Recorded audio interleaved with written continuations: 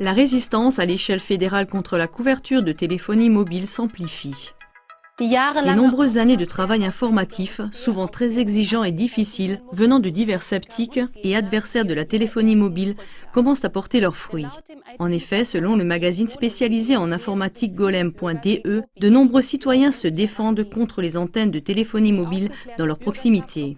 Les citoyens éclairés s'opposent en bien plus grand nombre aux projets publics, explique Stefan Jäger de l'Union des communes du Bade-Württemberg au journal du dimanche de Frankfurter Allgemeine. Cela retarde non seulement la construction de gares et d'aéroports, mais aussi l'expansion de la téléphonie mobile. Selon Vodafone, les citoyens du Bade-Württemberg en particulier se défendent de plus en plus contre la couverture de téléphonie mobile.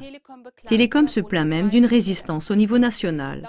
Selon Vodafone, les initiatives citoyennes rendent difficile la construction de gares à Stuttgart, Mannheim, Schörndorf, Weinblingen, Ludwigsburg et Kernen, selon le journal du dimanche du Frankfurter Allgemeine.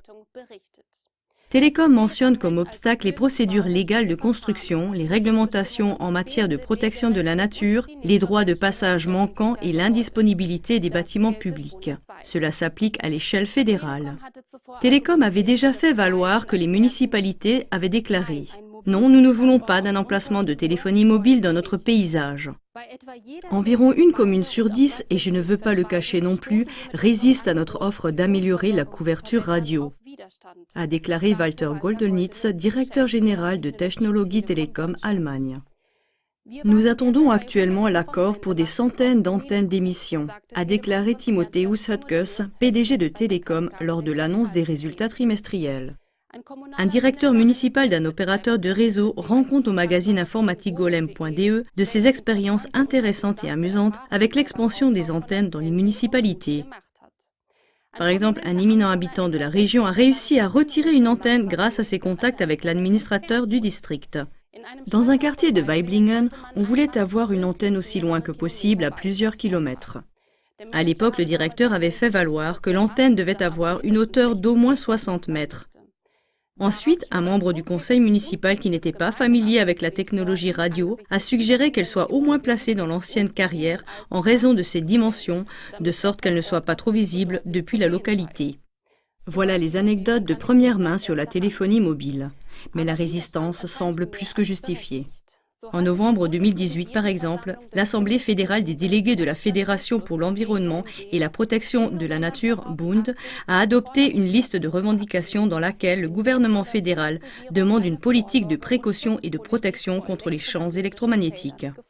Lors de la planification et de la construction d'antennes de téléphonie mobile, une attention particulière doit être accordée aux lieux où se trouvent des utilisateurs sensibles, tels que les écoles maternelles et primaires. Là, des valeurs limites des équipements nettement plus basses et les règles de distance améliorées doivent être spécifiées, qui doivent également prendre en compte les effets non thermiques sur la santé et contribuent à les prévenir. La Bund a déclaré. On sait depuis longtemps que, outre le réchauffement des tissus corporels par les rayonnements à haute fréquence, il existe d'autres observations d'effets biologiques dont la nocivité a été démontrée avec plus ou moins de certitude scientifique. Les valeurs limites des missions existantes sont destinées à protéger contre l'effet thermique connu. En outre, l'influence sur les ondes cérébrales est également suffisamment prouvée d'un point de vue scientifique. Selon Bund, il y a des indications claires d'autres effets.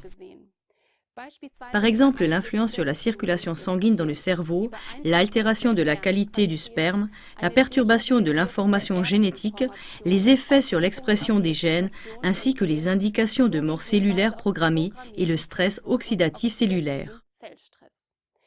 En raison de l'expansion croissante de l'infrastructure 5G, on peut craindre une exposition accrue au rayonnement dans presque tous les domaines de la vie.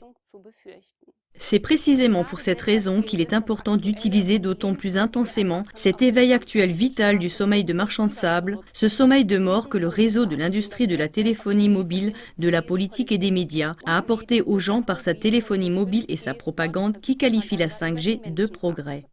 Car la vie est au-dessus du profit et du prétendu progrès.